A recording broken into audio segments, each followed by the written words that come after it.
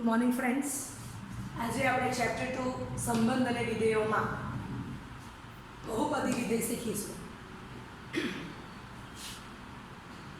બહુપદી વિધેયને ઇંગ્લિશમાં પોલિનોમિયલ ફંક્શન કહેવાશે. જો for all x belongs to capital R માટે વિધેય f from R to R f of x is equal to a0 plus a1x plus a2x2 plus up to plus an x raised to n ને n ઘાત વાળું બહુપદી વિધેય કહે છે. પણ n ઘાત વાળું બહુપદી વિધેય ક્યારે કહેવાય? તો an is not equal to 0. બરાબર? ઓકે. અને a0 a1 up to an belongs to R, પણ an ની વેલ્યુ 0 લેવાની નથી, તો એને n ઘાત વાળું બહુપદી વિધેય કહેવાશે. અને n એ અનઋણ પૂર્ણાંક, અનઋણ મીન્સ ઋણ નથી એવો પૂર્ણાંક. એનો અર્થ ધન, શૂન્ય. બરાબર છે? અનઋણનો મતલબ. ઓકે, ચાલો હવે આપણે આ બહુપદી વિધેય માટે એટલું કહી શકીએ કે બહુપદી વિધેય f from R to R નો પ્રદેશ એ કેપિટલ R થશે અને સહપ્રદેશ એ પણ કેપિટલ R થશે. પરંતુ એનો વિસ્તાર f of x ની કિંમત બદલાય તેમ બદલાશે. ઇટ મીન્સ કે હું એમ કહેવા માંગુ છું કે તમે f of x x² લે તો વિસ્તાર જુદો આવશે. f of x તમે x³ લેવ તો વિસ્તાર જુદો આવશે. બરાબર છે? આ બંને દાખલા છે એમાં f ફ્રોમ તો R ટુ R જ છે. બહુપદી વિધેય એ f from R to R જ ડિફાઇન થાય છે. એટલે બહુપદી વિધેયનો પ્રદેશ હંમેશા કેપિટલ R અને સહપ્રદેશ કેપિટલ R થશે. પરંતુ વિસ્તાર હું ચોક્કસ કહી શકતી નથી. એ ફંક્શન તમને કયું ડિફાઇન કરી આપ્યું છે એના ઉપર આધાર છે. તો f of x x² લેવ, બીજી વાર આપણે f of x x³ લઈશું, દાખલો ગણશું અને એનો આલેખ પણ ડ્રો કરશું. ઓકે, ઉદાહરણ 13 f from R to R y is equal to f of x is equal to x² x belongs to capital R થી વ્યાખ્યાયિત એક વિધેય છે. આ વ્યાખ્યાના આધારે નીચેનું કોષ્ટક પૂર્ણ કરો. આ વિધેયનો પ્રદેશ અને વિસ્તાર શું થશે? f નો આલેખ દોરો. બરાબર? તો આટલા પોઈન્ટ્સ આપેલા છે, આપણે x² શોધવાનો છે અને આલેખ ડ્રો કરવાનો છે. ચાલો, તો વિધેય કયું આપેલું છે? f from R to R f of x is equal to x². ચાલો, x ની વેલ્યુ 0 લેવો તો 0 નો વર્ગ 0, f of 1 1² 1, બરાબર, f of 2 2² 4. બરાબર, આપણે કેલ્ક્યુલેટ કરશું. ઓકે, આ બાજુ એક વેલ્યુ લઈ લઈએ છે f of -1 તો -1 નો સ્ક્વેર 1 થશે, f of -2 તો -2 નો સ્ક્વેર 4 થશે. બરાબર છે? બાકી આપણે ડાયરેક્ટ લખી કાઢશું, તમને ખ્યાલ આવી ગયો છે. ઓકે, ચાલો, તો 0 ત્યારે શું આવે છે? આ કોષ્ટક પૂર્ણ કરવાનું છે. 0 પછી આ 1 આને માટે પણ 1 4 3 નો વર્ગ 9 -3 નો વર્ગ 9, બરાબર, 4 નો વર્ગ 16 તો -4 નો વર્ગ પણ 16 જ થવાનો છે. બરાબર છે? ઓકે, તો કોષ્ટક પર હું ડાયરેક્ટ પણ લખી શકું છું. હવે આ દાખલામાં આપણને આ કોષ્ટક ન માંગેલું હોય તો મને આટલા જ પોઈન્ટ્સથી આલેખમાં સમજ પડી જ જવાની છે કે આલેખ કયા પ્રકારનો આવશે. એટલે હું આટલા જ પોઈન્ટ લઉં છું. ચાલો, હવે x0 ત્યારે y0 એટલે આ પોઈન્ટ તો છે જ. પછી x ની વેલ્યુ 1 ત્યારે y ની વેલ્યુ 1, તો આટલું ડિસ્ટન્સ 1 છે. ઓકે, પછી આ બાજુ -1 તો આ ડિસ્ટન્સ -1 છે, આ -1 તો અહીંયા 1 આવશે. ચાલો, ત્યાર પછી f of 2 લેવ તો 4 આવશે. f of 2 એટલે આમ જોવાનું, આ ને ક્યાં ભેગા થાય છે? આ બાજુ -2. બરાબર છે? ઓકે, ચાલો, તો આટલા પોઈન્ટ્સથી મને ખ્યાલ આવી ગઈ છે. અને કનેક્ટ કરો અને આ બાજુ આને કનેક્ટ કરી દો. બરાબર? તો આપણને આલેખ મળી ગયો કોનો? f from R to R f of x is equal to x². બરાબર છે? ચાલો, હવે આપણને એનો વિસ્તાર પૂછેલો છે તો આટલા પોઈન્ટથી ખબર પડે. હવે R માં તો અસંખ્ય પોઈન્ટ આવવાના છે. બરાબર, આ કોષ્ટક પ્રમાણે પોઈન્ટ લખ્યા. ઓકે, હવે આ જ દાખલામાં આ કોષ્ટક નથી પૂછેલું, બરાબર, આલેખ જ દોરવાનો કીધો છે તો હું આટલા જ પોઈન્ટ્સ લઈશ અને વિસ્તાર માટે મને આટલા પોઈન્ટ તમે લીધેલા જ છે વિસ્તાર માટે. હવે બીજા 2 પોઈન્ટ લઈ લઉં છું તો હું આમ લખી શકું કે f(√2) તો √2 નો વર્ગ 2 આવશે, બરાબર છે. પછી હું આમ લઉં કે f(0.1) તો 0.1 નો વર્ગ 0.01. સમજ પડે છે? એટલે બધી વાસ્તવિક સંખ્યા અહીં આવવાની જ છે. કયા પ્રકારની x² ટાઈપે. તો આ અસંખ્ય પોઈન્ટ લેવાશે, આની વચ્ચે અસંખ્ય પોઈન્ટ આવશે, આની વચ્ચે અસંખ્ય પોઈન્ટ આમ જવાશે. તો આના પરથી આમ લખી શકું કે રેન્જ કઈ આવશે તો કે x², જ્યાં x belongs to capital R. બરાબર છે? ઓકે, એટલી વાત સમજાય કે રેન્જ તમારી કેપિટલ R નથી. f નો સહપ્રદેશ is equal to capital R.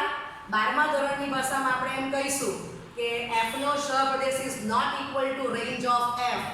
માટે f એ વ્યાપ્ત નથી. બરાબર, f નો સહપ્રદેશ ઇઝ ઇક્વલ ટુ f નો વિસ્તાર તો વ્યાપ્ત કહેવાય, પણ f નો સહપ્રદેશ is not equal to f નો વિસ્તાર એટલે f વ્યાપ્ત નથી. આ 12મા ધોરણની ભાષામાં આપણે આટલું કમ્પ્લીટ કર્યું. ખાલી વેલ્યુ ચેક જ કરવાની છે કે ઇક્વલ ટુ થાય છે કે આ બેની વેલ્યુ ઇક્વલ થતી નથી. ઓકે, તો આપણે એ પણ કરતા જઈએ છીએ સાથે. ચાલો હવે બહુપદી વિધેયનો વિસ્તાર આપણે શોધી કાઢ્યો. બહુપદી વિધેયનો પ્રદેશ તો આપણને મળે જ છે કે હંમેશા કેપિટલ R જ આવવાનો, બરાબર, અને f નો સહપ્રદેશ તો મેં લખી જ કાઢ્યો છે.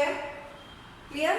ઓકે, ચાલો હવે આ જ દાખલો મને MCQ માં પૂછેલો છે તો હું આ પ્રમાણે કેલ્ક્યુલેશન કરીશ. x belongs to capital R તો એના પરથી x is not equal to 0 અને x equal to 0. x is not equal to 0 means x is greater than 0 or x is less than 0. બરાબર છે? તો આમ લખી શકું x બરાબર 0 ત્યારે x² બરાબર 0 અને x is not equal to 0 ત્યારે x² is greater than 0. તમે અહીંયા જોઈ શકો છો, આ વેલ્યુ ચેક કરો. 1 2 -1 -2 એ 0 નથી, પણ -1 નો વર્ગ પણ ધન આવ્યો અને ધનનો વર્ગ પણ ધન આવ્યો.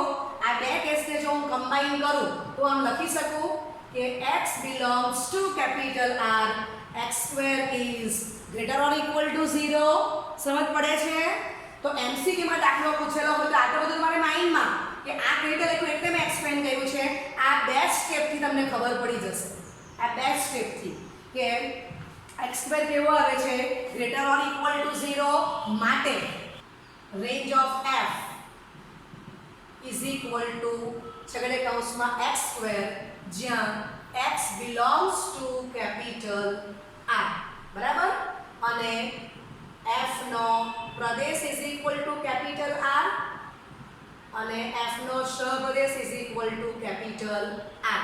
બરાબર, ઓકે, અને એ લખી દઉં કે is not equal to range of f માટે f એ વ્યાપ્ત વિધેય નથી. સમજાઈ ગયું? તો આ MCQ પ્રમાણે બે સ્ટેપથી ખબર પડી જાય છે કે રેન્જ એની આ આવશે. પ્રદેશ તો આપણને મળે જ છે.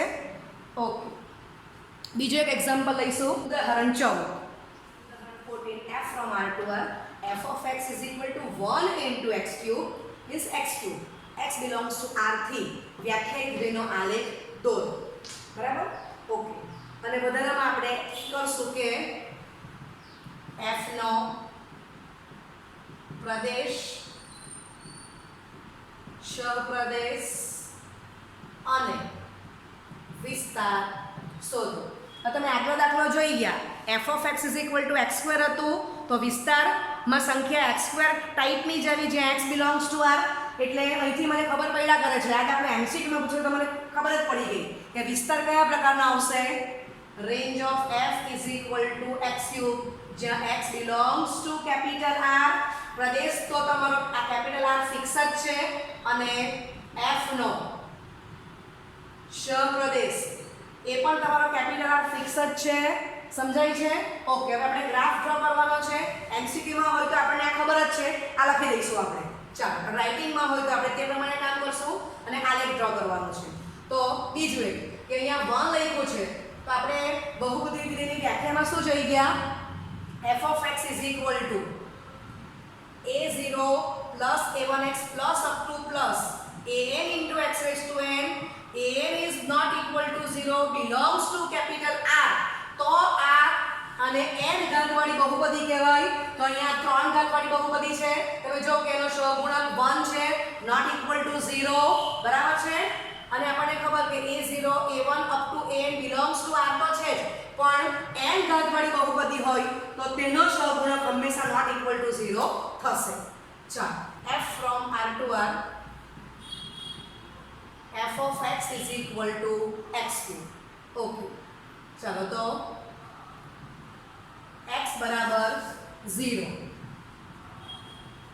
તો f of 0 0 નો ક્યુબ 0 x બરાબર 1 તો f of 1 1 ક્યુબ 1 થશે. આની વચ્ચે અસંખ્ય પોઈન્ટ આવેલા છે.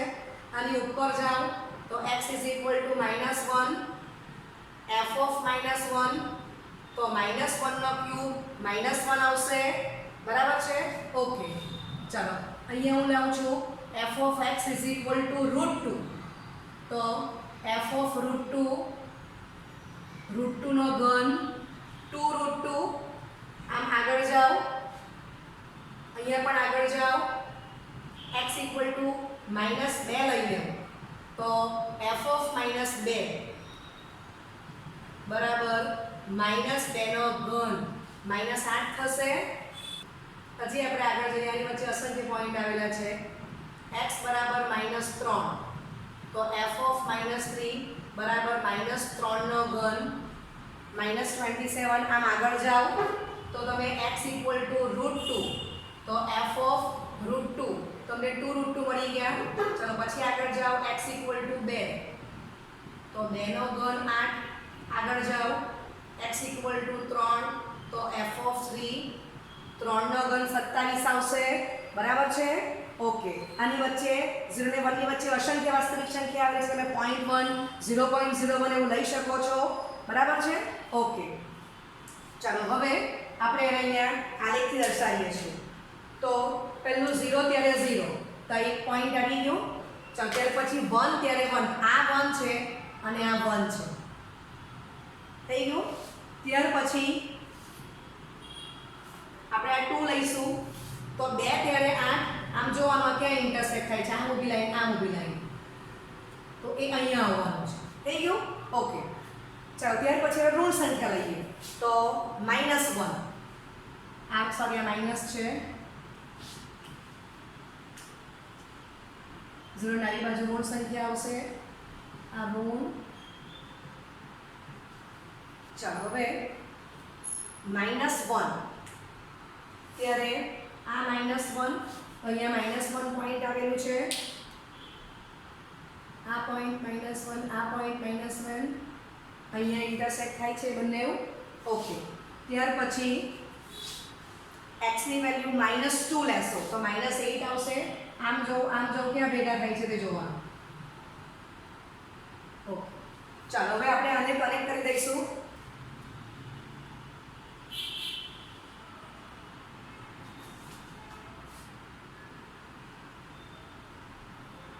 બરાબર છે.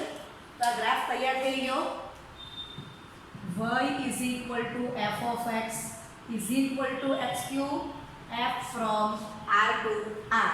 બરાબર છે. ઓકે ચાલો આ ઋણ સંખ્યા બરાબર છે. ઓકે ખ્યાલ આવી ગયો. પ્રદેશ સહપ્રદેશ અને વિસ્તારની વાત તો આપણે કરી જ ગયા છે.